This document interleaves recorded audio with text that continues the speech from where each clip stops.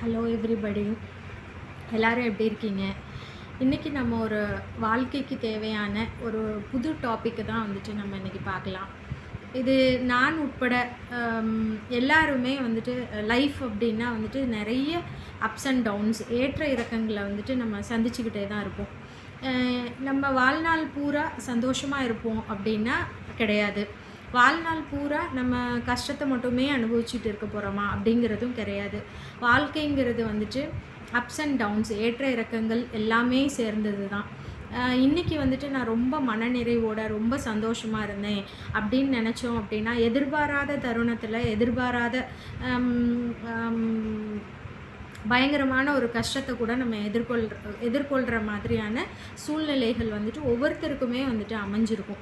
அப்போ அந்த டைமில் நம்ம என்ன பண்ணணும், என்னெல்லாம் நம்மளை வந்துட்டு டெவலப் பண்ணிக்கணும். இப்போ நிறைய பேர் வந்துட்டு ஒரு 30 வயசு இல்லை 25 வயசு கடந்துட்டோம் அப்படின்னாலே இன்வெஸ்ட் பண்ணுங்கள், இதில் இன்வெஸ்ட் பண்ணுங்கள், அதில் இன்வெஸ்ட் பண்ணுங்கள் அப்படின்னு சொல்லிகிட்டே இருப்பாங்க இல்லையா? என்னையை பொறுத்த வரைக்கும் வாழ்க்கையில் நம்ம ஒவ்வொருத்தரும் பண்ண வேண்டிய முக்கியமான ஒரு இன்வெஸ்ட்மெண்ட் அப்படின்னு பார்த்தோன்னா, அது வந்துட்டு லைஃப் இன்சூரன்ஸ் இன்வெஸ்ட்மெண்ட்டை தாண்டி ஒரு இன்வெஸ்ட்மெண்ட் வந்துட்டு லைஃபுக்கே, நம்ம வாழ்கிற வாழ்க்கைக்கு ஒரு நல்ல பயனுள்ள இன்வெஸ்ட்மெண்ட் வேணும் அப்படின்னா, அது நம்மளை நாமே மன வலிமை உள்ளவர்களாக மாற்றுவது மட்டும்தான்.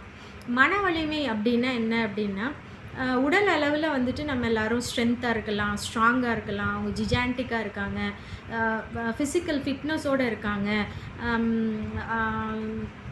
சொல்லுவாங்க இல்லையா, 6 பேக்கோடு இருக்கிறாங்க, அவங்க ரொம்ப 0 சைஸில் இருக்கிறாங்க. அந்த மாதிரி நிறைய வந்துட்டு அழகியல் இல்லை வந்துட்டு ஆரோக்கியம் சம்மந்தமான ஃபிட்னஸ் இருக்கிறத விடவே மன ஆரோக்கியம் அப்படிங்கிறதும் வந்துட்டு ஒரு முக்கியமான ஒன்றா தான் இன்றைய காலகட்டத்தில். ஏன்னா எல்லோரும் ஓடிட்டே இருக்கிறோம், ஒரு மிஷின் லைஃப் மாதிரி நமக்கு மாறிடுச்சு.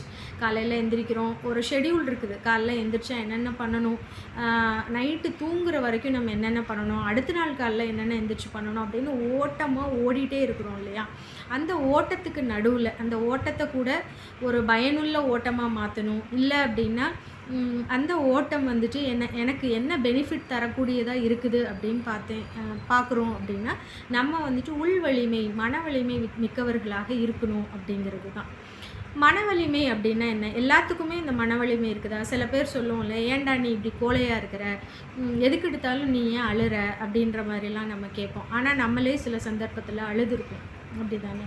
ஸோ அந்த மாதிரி அழுகிற சூழ்நிலை உருவாகுது அப்படி. ஆனால் இப்போது ஒரு 25 வயசில் நமக்கு நடந்ததெல்லாம் 35 வயசுல இல்லை அடுத்த வருஷமே பார்க்கல கூட, சரி நான் இதுக்காகவா அழுதேன், இந்த மாதிரி விஷயங்கள், ரொம்ப சின்ன சின்ன விஷயங்களுக்கெல்லாம் நான் அழுதுருக்கனே, நான் ஒரு மெச்சூரிட்டி இல்லாத குழந்தையாக இருந்திருக்கனே அப்படிங்கிற மாதிரி நமக்கு தோணும். ஆனால் அந்த காலகட்டத்தில் நமக்கு அது வந்துட்டு மிகப்பெரிய கஷ்டமாக இருக்கும். நம்மளால் அதை ஹேண்டில் பண்ண முடியுமா, இது என் கையை விட்டு போயிடுச்சு, அன்கண்ட்ரோலபிளான சிச்சுவேஷனாக இருக்குது, இதை என்னால் நான் எப்படி கட்டுக்குள்ளே கொண்டு வர முடியும், என் கை மீறி போயிடுச்சு, அந்த மாதிரிலாம் நம்ம நினச்சிட்ருப்போம். அப்போ நமக்கு தேவையானது என்ன அப்படின்னு பார்த்தோன்னா, நமக்கு நிறைய டேலண்ட்ஸ் இருக்கும். என்னென்ன டேலண்ட்ஸ் இருக்குது, என்னென்ன ஸ்கில்ஸ் இருக்குது, என்ன மாதிரிலாம் நம்மளை வலிமை மிக்கவர்களாக நம்ம செதுக்கி கொள்ளலாம் அப்படின்னு பார்த்தோன்னா, ஃபஸ்ட்டு நமக்கு தேவை வேண்டியது அப்படின்னா செல்ஃப் அவேர்னஸ் அப்படிங்கிறது தான். செல்ஃப் அவேர்னஸ்னால் என்ன? என்னையை விட எனக்கு நான் யார் அப்படிங்கிறது எனக்கு தானே நல்லா தெரியும். என்னையை விட வேறு யாருக்கு வந்துட்டு என் முகம் அழகாக தெரியும், நன்றாக தெரியும் அப்படின்னு கூட நீங்கள் நினைக்கலாம்.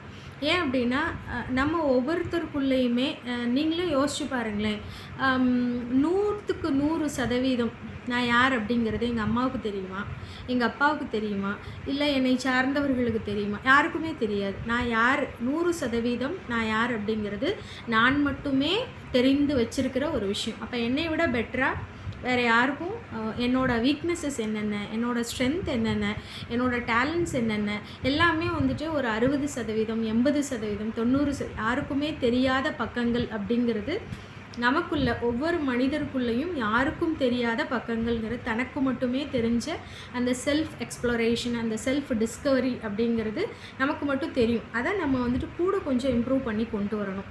செல்ஃப் அவேர்னஸ் அப்படிங்கிறது, எனக்கு என்னென்ன டேலண்ட்ஸ் இருக்குது, நான் எந்த ஸ்கில்ஸு அதை நான் எப்படி டெவலப் பண்ணலாம், அதை நான் டெவலப் பண்ணேன் அப்படின்னா எனக்கு என்ன மாதிரியான பயன்கள்லாம் எனக்கு கிடைக்கும் அப்படிங்கிறது. அப்போ நான் யார் அப்படிங்கிறத நான் முதல்ல தெரிஞ்சுக்கிட்டாலே எனக்கு வந்துட்டு நான் யார் நான் எதில் ஸ்ட்ரென்த்து, நான் எதில் ஸ்ட்ராங் அப்படின்னு தெரிஞ்சாலே அடுத்தவனை வந்துட்டு எனக்கு ஒருத்தன் பிரச்சனை கொடுத்துக்கிட்டே இருக்கான் அப்படின்னா அவனை எப்படி வீழ்த்துறது அப்படிங்கிறது எனக்கு தெரியும். என்னோடய வீக்னஸஸ் என்னங்கிறத அதை விட நல்லா தெரிஞ்சுக்கிட்டேன் அப்படின்னா வந்துட்டு மற்றவங்கள்ட்டேருந்து நம்மளை தற்காத்து கொள்வது. சில விஷயங்கள் எனக்கு சரிப்பட்டு வரலை அப்படின்னா அந்த விஷயத்துக்குள்ளே நம்ம போகாமல் இருக்கிறது.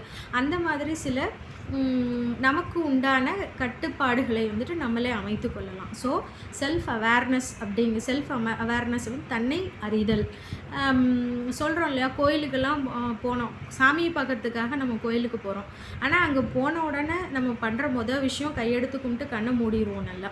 இப்போ என்ன அப்படின்னா சாமிங்கிறதே நமக்குள்ளே இருக்கிறது தான். தன்னை அறிதல் அப்படிங்கிறது தான் வந்துட்டு நான் உன்னை அறிதல். சாமியை அறியணும் அப்படிங்கிறதே வந்துட்டு நான் என்னை மனசு நிறைஞ்சி இல்லை மன அமைதியோடு நான் ஒன்று அணுகையில் தான் வந்துட்டு அதை பற்றின உண்மையான விஷயங்கள் எல்லாம் எனக்கு புலப்படும் அப்படிங்கிறது.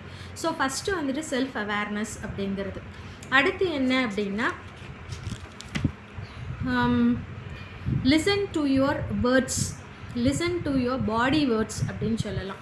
Listen to your body words அப்படிங்கிறது என்ன அப்படின்னா உடல் மொழி. அதாவது சில சமயங்களில் நம்ம வந்துட்டு நல்லா சாப்பிட்ருப்போம், நல்லா தெளிவோடு தான் இருப்போம், தெம்போடு தான் இருப்போம், நமக்கு ஒன்றும் உடல் அளவில் ஒரு பிரச்சனையும் இருக்காது. ஆனால் ஏதோ ஒரு விஷயம் என் மனசை வந்துட்டு பாதிச்சிருச்சு, ஏதோ ஒரு விஷயம் என்னை மண்டைக்குள்ளே போட்டு ஓடிட்டே இருக்குது, இரிட்டேட்டாக இருக்கிறேன், கோபமாக இருக்கிறேன், சோகமாக இருக்கிறேன் அப்படின்னா என்னால் ஒரு பொருளை கூட எடுக்க முடியாது. ஒரு டம்ளர் எடுக்கிறேன் அப்படின்னா அது கீழே விழுந்துடும்.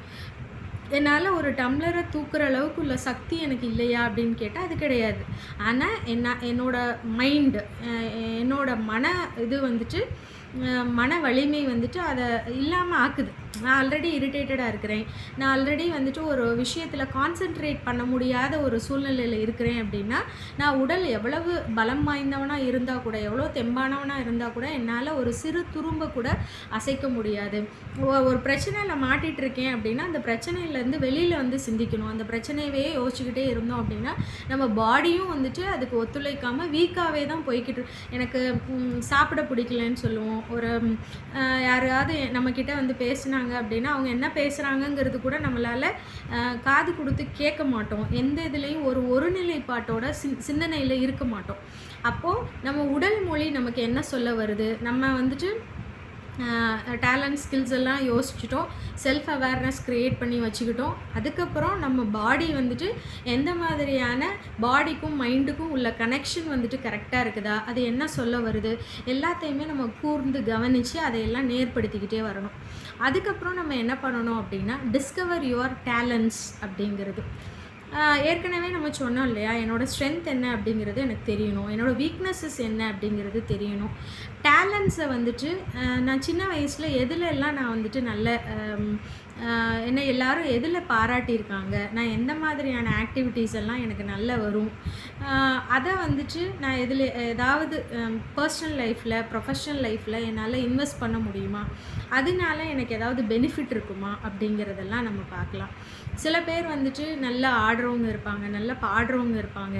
அப்போது அந்தந்த கலைகளில் வந்துட்டு அடுத்த லெவல் என்ன, அதை நோக்கி என்னோடய பயணம் நான் எப்படி வந்துட்டு அதில் ஸ்டெப் பை ஸ்டெப்பாக முன்னேறிட்டு வர்றேன் அப்படிங்கிறதெல்லாம் நம்ம வந்துட்டு பார்த்துக்கிட்டோம். ஓகே, ஸோ அதுதான் வந்துட்டு உண்மையான ஒரு டேலண்ட்ஸை வச்சுக்கிட்டே இருந்தால் மட்டும் பத்தாது இல்லையா, அதை வந்துட்டு நான் அடுத்த லெவலுக்கு அதை கொண்டு போகணும் இல்லையா.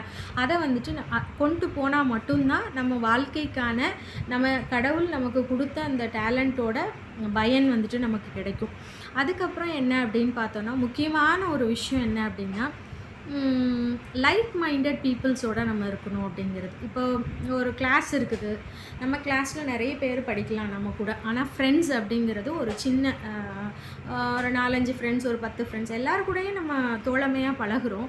பட் நமக்கு பிடிச்சவங்க, நம்மை பிடித்தவர்கள், நமக்கு பிடித்தவர்கள் அப்படிங்கிறது இருக்கு இல்லையா? அப்போ அந்த மாதிரி இருக்கிறோம் அப்படின்னா, அது ஏன் அப்படின்னா, இப்போ எனக்கு ஏதாவது ஒரு கஷ்டமான சூழ்நிலை வருது அப்படின்னா, அவங்க எனக்கு உண்மையான ஒரு கன்சோலிங் இதோட இருக்கணும். அவங்க எனக்கு அட்வைஸ் பண்ணணும். அவங்க வந்துட்டு இதை பண்ணலாம், இதை பண்ணக்கூடாது, நீ இந்த மாதிரி பண்ணு, ஒன்றும் பிரச்சனை கிடையாது, அந்த மாதிரி எனக்கு வந்துட்டு சொல்லணும். அவங்களுக்கு ஏதாவது ஒரு பிரச்சனை வருது அப்படின்னா, நான் வந்துட்டு அது என்ன லெவலில் ஆராய்ஞ்சு அவங்களுக்கு என்ன நல்வழியோ அதை வந்துட்டு நம்ம சொல்லணும். அப்போது ஒருத்தன் நம்மளை டிப்ரெஸ் பண்ணிகிட்டே இருக்கிறான், ஒருத்தன் நம்மளை டீமோட்டிவேட் பண்ணிகிட்டே இருக்கிறான், நீ சரியில்லை சரியில்லைன்னு சொல்லிகிட்டே இருக்கிறான் அப்படின்னா, பெஸ்ட்டு அங்கேருந்து நம்ம நகரணும். அவங்களோட ரிலேஷன்ஷிப்பு நமக்கு தேவை கிடையாது. அவங்கள நம்ம வெறுக்கணும் அப்படிங்கிறது நமக்கு அவசியம் கிடையாது. நம்மளை யார் வந்துட்டு பொக்கிஷமாக பார்க்குறாங்களோ, நம்மளை யார் வந்துட்டு மோட்டிவேட் பண்ணுறாங்களோ, நம்ம தப்பு பண்ணல அது தவறு அப்படின்னு நம்மளுக்கு சுட்டி காட்டுறாங்களோ, அவங்களோட நம்ம வந்துட்டு இருந்துக்கிடணும். அடுத்து அப்படின்னு பார்த்தோன்னா, எனக்கு கம்ஃபர்ட் ஜோன், நான் இந்த இடத்துல இருந்தால் எனக்கு வந்துட்டு சந்தோஷமாக இருக்குது அப்படின்னா, நான் டெய்லி காலைல 6 மணிக்கு எந்திரிப்பேன், 7 மணிக்கு சமையல் செய்வேன், 8 மணிக்கு சாப்பிடுவேன், குழந்தைங்கள வந்துட்டு பார்த்துப்பேன், வீட்டு வேலைகள் செய்வேன். ஒரு லேடீஸ் அப்படின்னா நான் சொல்கிறேன். இல்லை ஒரு ஸ்கூல் கோயிங் ஸ்டூடெண்ட் அப்படின்னா, நான் காலைல 7 மணிக்கு எந்திரிப்பேன், ஹோம்ஒர்க் எல்லாம் ரிவைஸ் பண்ணுவேன், பஸ் வந்துடும், பஸ்ஸில் ஏறி போவேன். அப்படின்னு நார்மல் ஒவ்வொரு காலகட்டத்துக்கும் ஒவ்வொரு வயதிற்கும் தகுந்த ஒரு ஷெடியூல்டு ஆக்டிவிட்டீஸ் இருக்கும் இல்லையா? அந்த ஆக்டிவிட்டீஸை மட்டுமே நான் பார்த்துட்டு, நான் ஒரு புதிய கால சூழ்நிலைக்கு போகல, என்னால் ஒரு தடுமாற்றம் வருது, என்னால் அதை எதிர்கொள்ள முடியல அப்படின்னா, நான் வந்துட்டு எவ்வளவு டேலண்ட்டாக இருந்து என்னை சுற்றி எத்தனை பேர் இருந்தால் கூட என்னால் எதுவுமே பண்ண முடியாது. அப்போ நான் புதிய புதிய அனுபவங்களை தேடி போகணும். புதிய புதிய அனுபவங்களை தேடி போகையில் என்ன நடக்கும் அப்படின்னா, புதிய அணுகுமுறைகள் நமக்கே வந்துட்டு டீஃபால்ட்டாக அது அந்த சூழ்நிலையே நமக்கு வந்துட்டு கற்றுக் கொடுக்கும். அப்போ நம்ம வந்துட்டு புதுசாக போகையில் அந்த கம்ஃபர்ட் ஜோனை விட்டு என்றைக்கு விலகி போகிறோமோ, ஆபத்துகளை, அதாவது நம்ம எதிர்கொள்ளத்தக்கக்கூடிய ஒரு ஆபத்துன்னு சொல்ல முடியாது, ஒரு புதிய நம்ம அனுபவப்படாத ஒரு புது விஷயம்னு வச்சுக்கோங்களேன். அந்த விஷயங்களை வந்துட்டு நல்ல அறிவு சார்ந்த நமக்குள்ள ஸ்கில்லை பயன்படுத்தி நம்ம அதில் வந்துட்டு நம்மை நாமே செதுக்கி கொள்ளலாம். அப்போ நம்ம வந்துட்டு அடுத்து ஒரு செல்ஃப் க்ரோத்துக்கு வந்துட்டு போவோம், ஒரு செல்ஃப் எக்ஸ்ப்ளோரேஷன் வந்துட்டு அங்கே நடக்கும் அப்படிங்கிறது தான். இதெல்லாம் நம்ம பண்ணி முடிச்சிட்டோம். என்னை பற்றி நான் தெரிஞ்சுக்கிட்டேன், என்னோடய ஸ்ட்ரென்த் என்னன்னு தெரிஞ்சுக்கிட்டேன், என்னோடய வீக்னஸ் என்னன்னு தெரிஞ்சுக்கிட்டேன், எப்படி அதை இன்வெஸ்ட் பண்ணுறது அப்படிங்கிறத தெரிஞ்சுக்கிட்டேன், யார் கூட இருக்கலாம் அப்படிங்கிறத தெரிஞ்சுக்கிட்டேன், எங்கெங்கே போனால் எனக்கு என்னென்ன அனுபவங்கள் எனக்கு கிடைக்கும், அதனால எனக்கு என்ன பலன் அடைஞ்சிக்கலாம், இதெல்லாம் நான் தெரிஞ்சுக்கிட்டேன் அப்படின்னா கூட, நான் இன்றைக்கி தெரிஞ்சுக்கிட்டேன், நாளைக்கு தெரிஞ்சுக்கிட்டேன், 3 நாள் நான் ஆக்டிவிட்டி போட்டேன்ப்பா, 3 நாள் வந்துட்டு இதெல்லாம் நான் ரொம்ப அனலைஸ் பண்ணி நல்லா கற்றுக்கிட்டேன், 4வது நாள் எனக்கு சக்ஸஸ் கிடைக்குமா அப்படின்னு கேட்டால் கண்டிப்பாக கிடைக்காது. சில பேருக்கு கிடைக்கலாம், அது luck, what ever it is, நம்ம அது வேறு மாதிரி சொல்லுவோம்னு வச்சுக்கோங்களேன்.